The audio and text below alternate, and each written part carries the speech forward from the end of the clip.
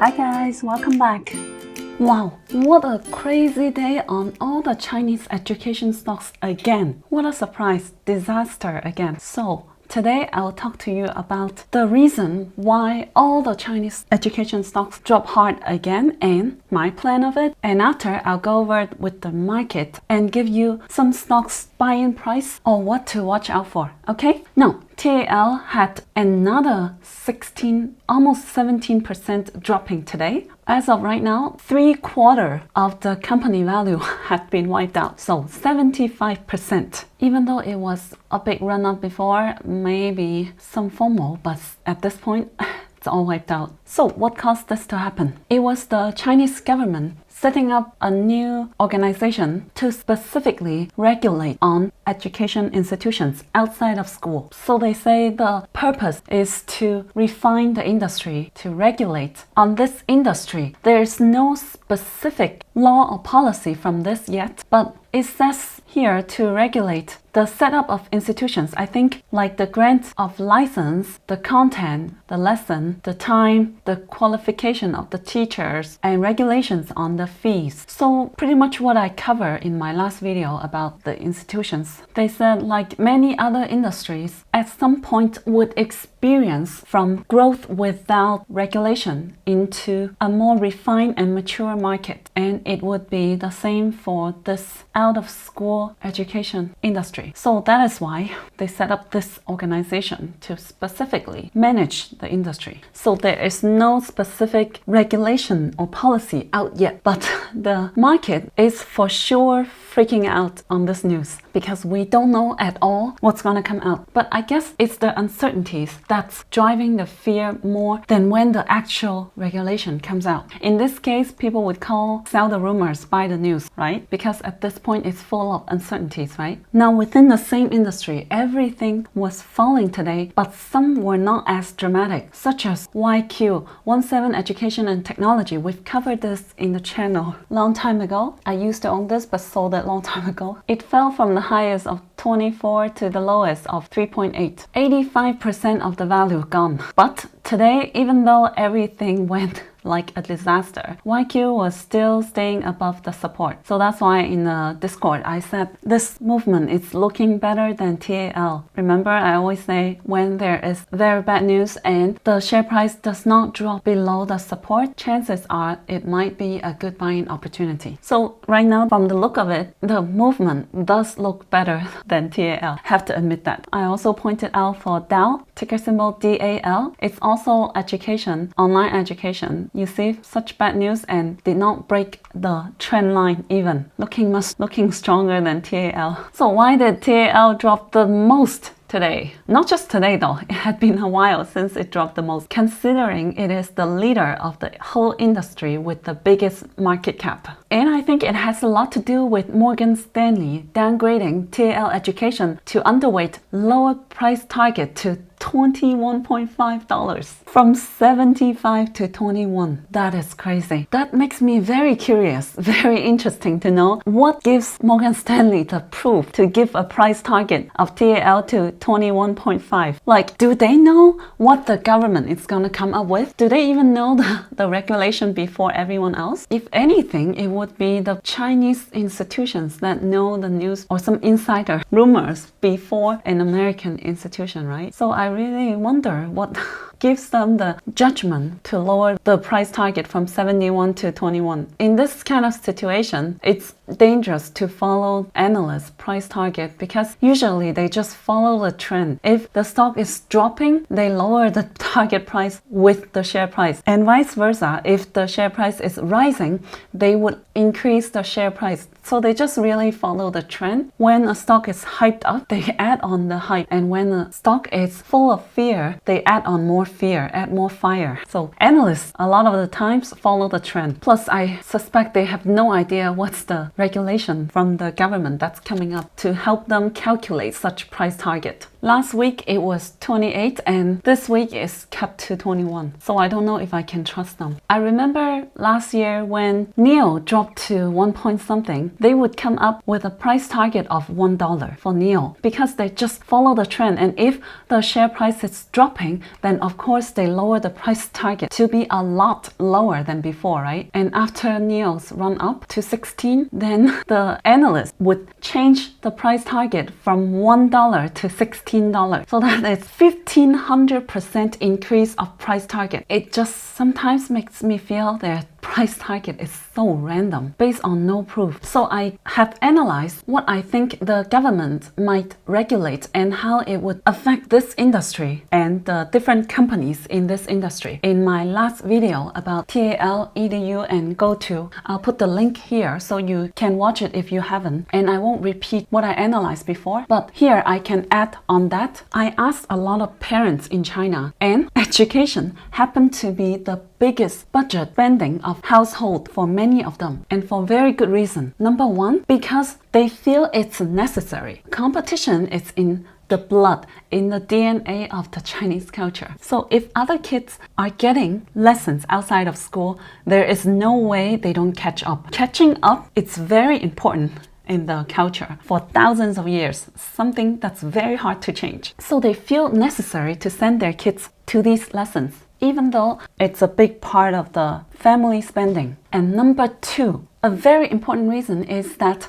it makes parents feel right to spend the most budget on their kids' education. It makes them feel good about it. It's like people like to do good things, charity, to make them feel good. It feels right, feels justified. So even though it's expensive, they feel good about it. They feel it's worth it. They feel they didn't have proper education when they grow up, when China used to be poor economy. They didn't receive proper education back then, so they want to spend more money to have their kids receiving better education than themselves. So they are willing to spend this kind of money. They are happy to do that. So this industry had fast growth because of the market, the demand, because of the consumer behavior. So why do you think so many education institutions open every year? It's because there is constant demand for it. There is so much need for it. And like I said in the last video, I do think this regulation is a process of elimination, refining the industry, not destroying the industry and killing hundreds of thousands of job positions. And in the end, we will see who is the leader of the industry that remain and would benefit from the refining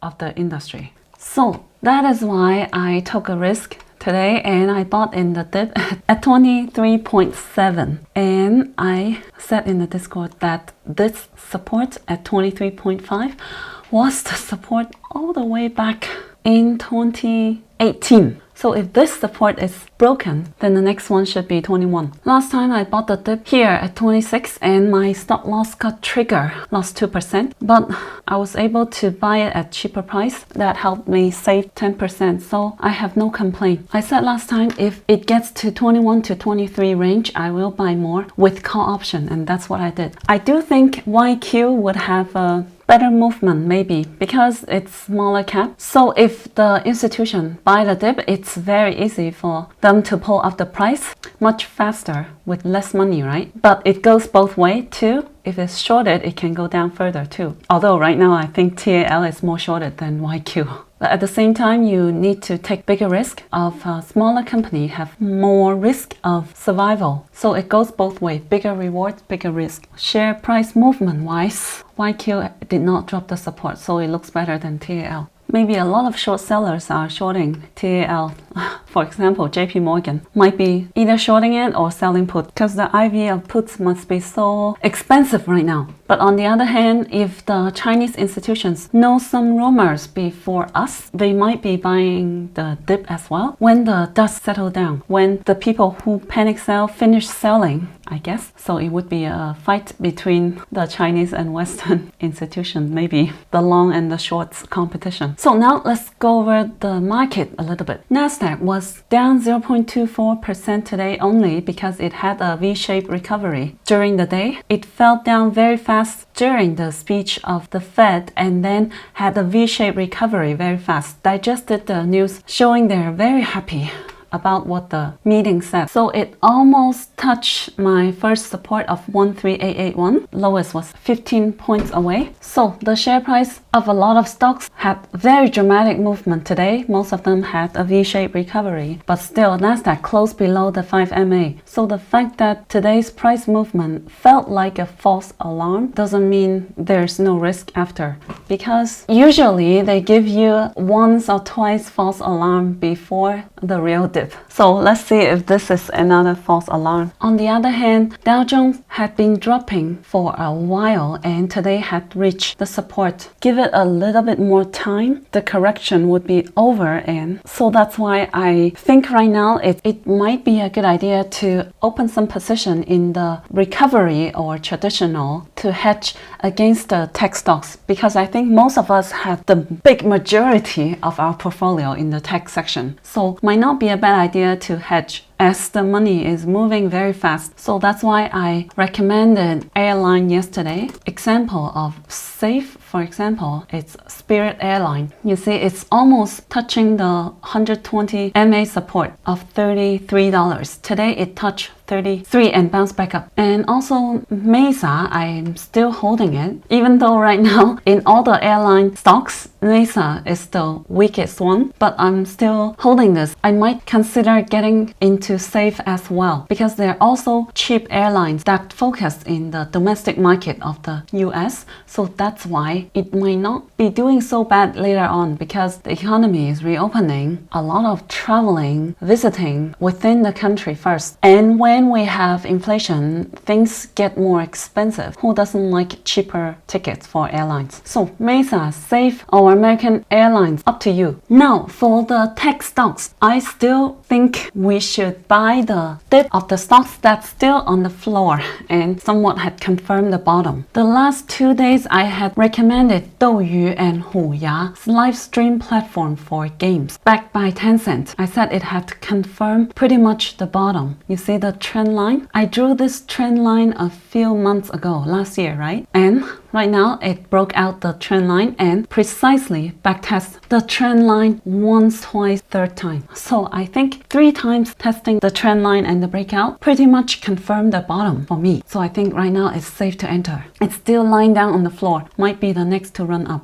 And also QuantumScape, QS, so many shaking, still remain the support. Look at today's movement, looking like it wants to break the support, right? I said we have strong support around 26.4. A few times it looks like it wants to break it, but in the end had a V-shaped recover, still lying down on the floor. And WIMI, strong support at 5.39. It was the biggest selling volume on this day, drove the share price down at 5.39, and today the lowest was 5.4, precisely backtesting the support. I think WIMI is looking interesting. KR, triple bottom seems to have formed. Still lying down on the floor, very cheap price. If you have the big heart for penny stock that is under 100 million, you can give it a try with your pocket chain with stop loss. But I kept saying I don't understand why this company is so cheap. VNET, what I shared last week. I shared this on this day when it was 20. Had been growing every day, no stop, slowly but steady. Still at the bottom, limited room to drop, but much more upside. So this company is one of the leaders of data center in China. And judging from this recent days, it seems like institutions are buying the dip. For myself, I am still heavy in blockchain. I said I will be heavy in blockchain for the second half of 2021. In my top 12 holdings, 12 or 13, 5 of them are in the blockchain field. I think blockchain would have a run like EV last year. I am very excited for it and I'm betting on this. Heavy on CAN and 9 City. The 9 have some SOS and also the Canadian company. Speaking of which, in the morning it went up to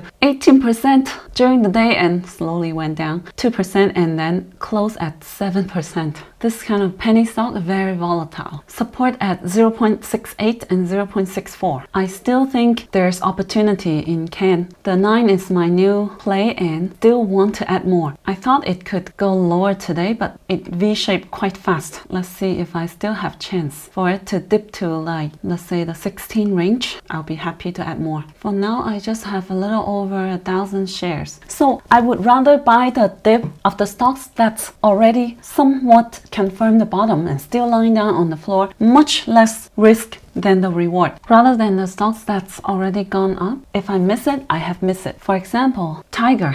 I get asked every day about Tiger, right? The thing is, I'll be patient with Tiger. If 2 weeks later, it's sustained at 22, 23 range, I might reconsider. If I miss it, I would just be okay with it because I might have other opportunities that I can get higher reward. That is my style. Buying a dip instead of chasing. For now, I do think it's too early to buy the dip of Tiger. Even JKS. These Chinese stocks relates more to the Chinese market. The Shanghai Composite Index dropped 1% yesterday. Now that's 3 consecutive days of dipping quite hard. And it finally had dropped to the purple line I drew before. From the look of it, even breaking a little bit. But I think it's limited room to drop further down. Maybe at most it can touch the gap and then bounce back up. So I think it should rebound just like our Chinese stocks. But I don't know if it's finished the pullback or consolidation already because it's not enough time, but enough room, I think. So I think they should rebound as I'm hoping for it. Okay, that's it for today. And if you have enjoyed this video, please give me a big like and write me a great comment. And I'll see you tomorrow. That's it, guys. Hope you can find my videos helpful. Make sure you subscribe to my channel and give me a big like. Thank you.